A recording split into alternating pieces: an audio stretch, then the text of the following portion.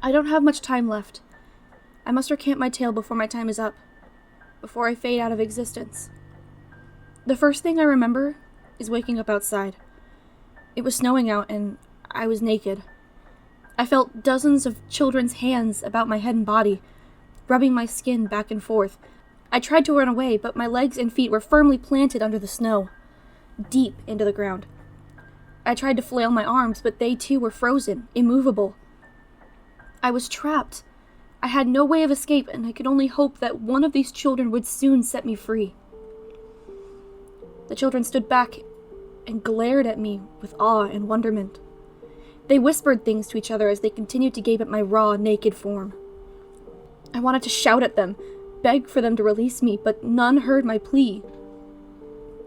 One small boy approached me and looked with a wide, evil grin upon his cherub-like face and got down on the ground on his hands and knees as another little boy quickly climbed on his back and met me face to face. His look was quizzical, contemplative, as if he wanted to do more to me but could not decide on what to do. I closed my eyes in hopes that I could concentrate on a happy place while he performed his dastardly deed. He grabbed my nose and twisted it around and jammed it back into my skull, but careful enough not to break it. The pain surged through my body as he twisted and shoved for what seemed like an eternity.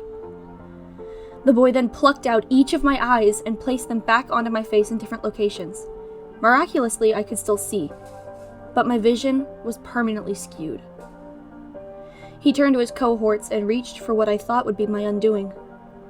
But surprisingly, he presented me with a wool scarf and delicately wrapped it around my neck.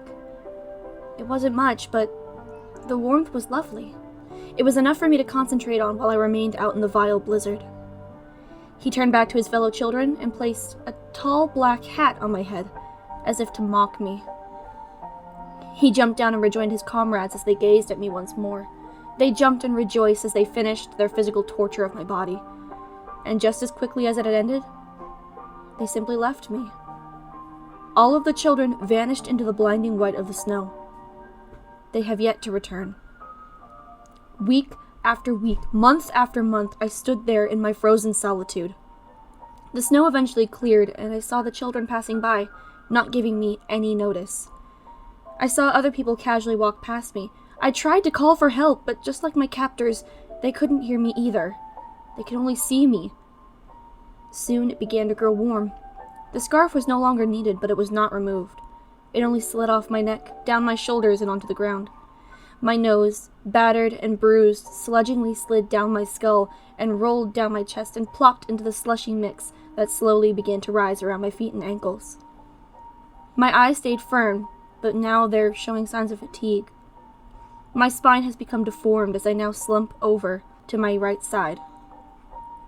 The chilling pool of ice and water continues to rise.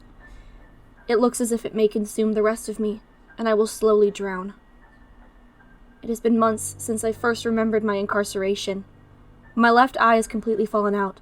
The scarf swims around the pool that has reached up to my ears, and I've come to terms with my fate. I calmly wait for the end of my life, and can only pray that the hereafter is much more forgiving than my short, frozen life. Thumpity, thump.